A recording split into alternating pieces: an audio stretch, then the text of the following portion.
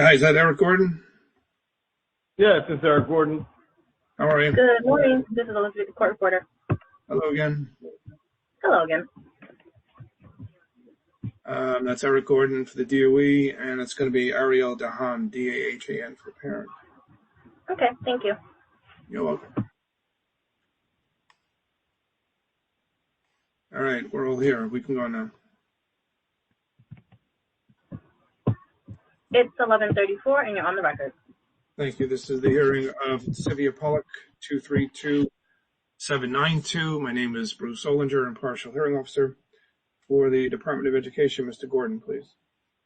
Yes, good morning. This is Eric Gordon, ERICGORDON, on behalf of the district. Thank you. Mr. Dahan. Ariel Dahan with the Law Office of Felice Gershel, attorney for the family.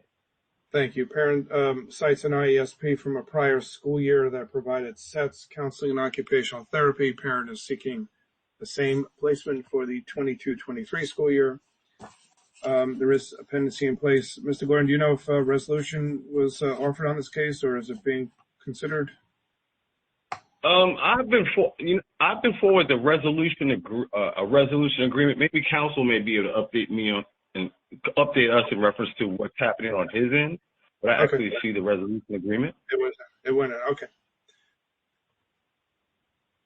I can confirm that we did receive the resolution. However, unfortunately, at this time, we're not going to be able to accept it, and we'd be requesting a merits hearing be scheduled. Is it a rate issue, or is there's something else going on? I believe it's a rate issue. Okay. Were you not able? Do you know if there was an effort made to get the district to revise its offer on the rate? Give me one moment. So I think usually they do, or at least they try to. So I believe it is our standard practice that we do normally request. There is usually a back and forth with the district. I can't confirm it right now whether that happened, but my client is asking for a merits hearing and a merits hearing be scheduled. All right, so it's your belief that you were unable to resolve the rate issue. That's correct. Okay. All right, so the only issue going forward is the rate. All right, the placement itself is not an issue. 15 periods of SETS, counseling 2 times 30 individually, occupational therapy 2 times 30 individually. So, Mr. Gordon, would you be handling this on the DOE's end? Excuse me, in reference to the rate issue?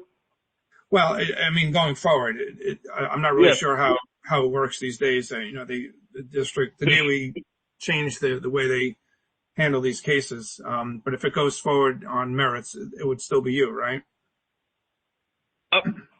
I'm not sure in reference to our unit. It may actually be transferred to one of the other attorneys on my team. However, okay. I'm willing to calendar it in reference to my calendar, and we'll just go from there. Okay. So I guess what I'm trying to think in terms of scheduling, I'm assuming that the district is not going to be putting on a case, right? Because there's no dispute as to the placement. The only dispute is to the rate. So that the parent would have to put on the case as to the rate. You can certainly cross-examine whatever witness testimony is presented. But am I correct in assuming that there won't be a case in chief on the district's part? I would believe at this point, since the resolution was offered, we would just need to deal with the outstanding issue of rate. Oh, okay. All right, very good. So I could do this. Let me see. Why don't we put it on for the 17th of January? That'll give everyone plenty of time. So that week, one of our litigators is out. So we're very tight in terms of scheduling merits hearings.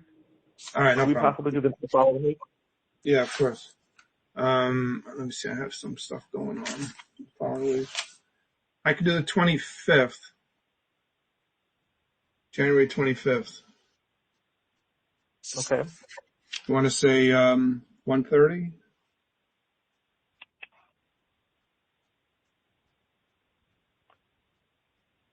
We have 4 merits hearings scheduled at that time.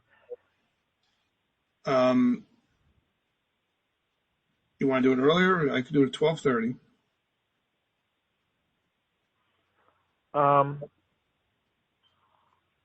Could we do a different date? Would that be possible, or like early in the morning? Yeah, the mornings are tough. I could do the 26th in the afternoon. That works. Mr. Gordon? That's not going to work. That day's not going to work for me. All right. Let's say, how about January 30th? That's fine for us too. Time?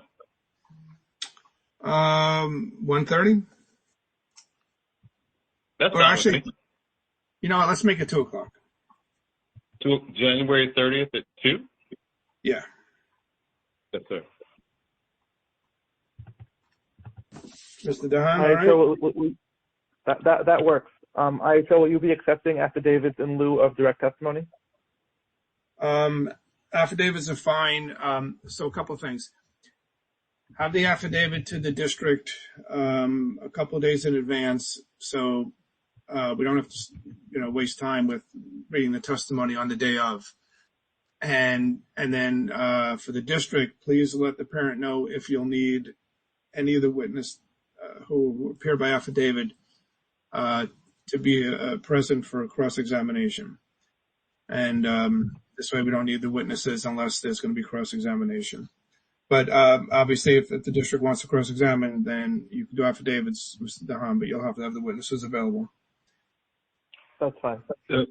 Yes, Your Honor. I would just note that since it is likely to be a hearing in reference to this sort of issue, we're probably going to request the live witnesses be available for cross-examination. Okay, that's fine. So you'll have the witnesses in standby. That's fine. Just make sure you have disclosure to me and to each other no later than January 23rd. That's 5 business days. I don't think there's any holidays in between. So January 23rd or sooner, so we don't have any issues with that. All right, and then let's just address the compliance date so it gets us to the date. I respectfully request the compliance date. There's no harm to the parent or child. And Mr. Gordon, you'll join?